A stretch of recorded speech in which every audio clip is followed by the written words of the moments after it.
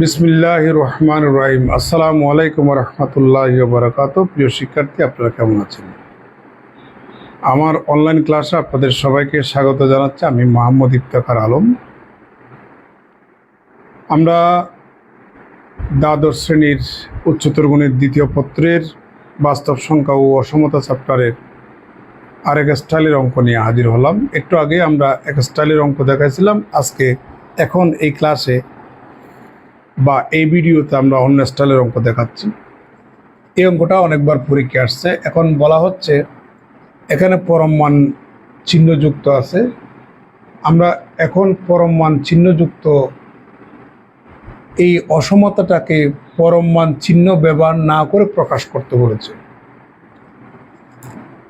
তাহলে সলিউশনটা দেখুন।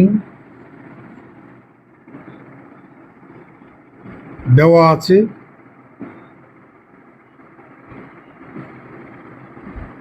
absolute value of 2x plus 3 is less than 7।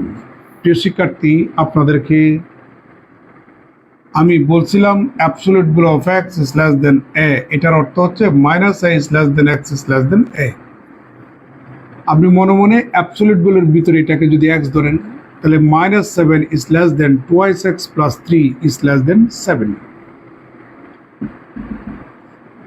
প্রিয় শিক্ষার্থী, এখন আমরা তিন পক্ষেই থেকে 3 বিয়োগ করব। তাহলে -7 - 3 is less than 2x plus 3 minus 3 less than 7 minus 3। এখানে পাচ্ছি আমরা -10 is less than 2x is less than 4। আপনি উভয় পক্ষতে উভয় পেরা তিনটা পক্ষ, এখানে তিনটা পক্ষকে আপনি 2 দিয়ে ভাগ দেন, তাহলে পাচ্ছেন -5 is less than x is less than কত 2। এটাই হচ্ছে আমাদের পরম মান যুক্ত অসমতাকে পরম মান মুক্ত অসমতায় প্রকাশ করলাম।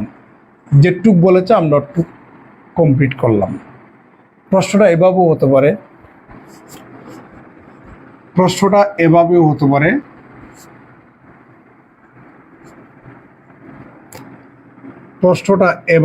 পারে, absolute value of 2x plus 3 is less than 7, এতকে সমাধান করো।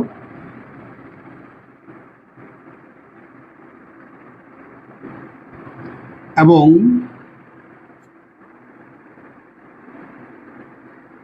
সমাধান সেটকে সংখ্যা রেখায় দেখাও।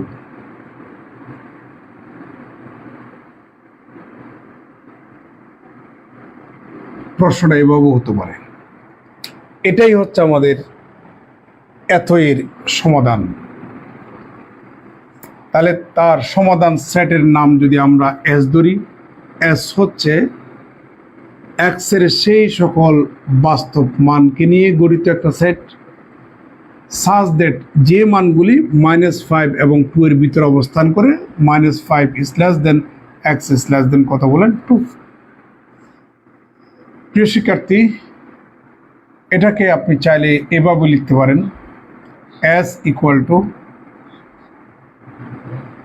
-5 থেকে 2, এভাবে আপনি লিখতে পারেন। এটা আমরা ইন্টারভেল আকারে লিখলাম।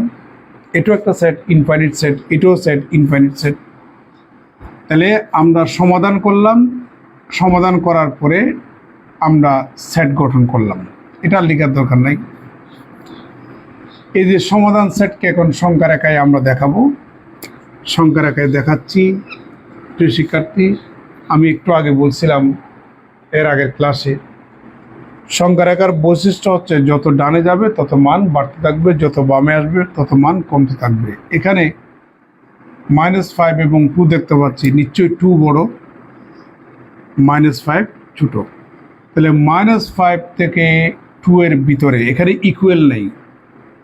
যদি ইকুয়াল থাকতো এখানে -5 সহ 2 সহ হইতো।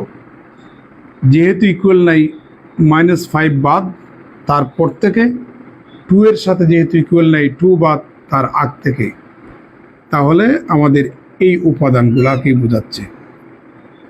কেমন?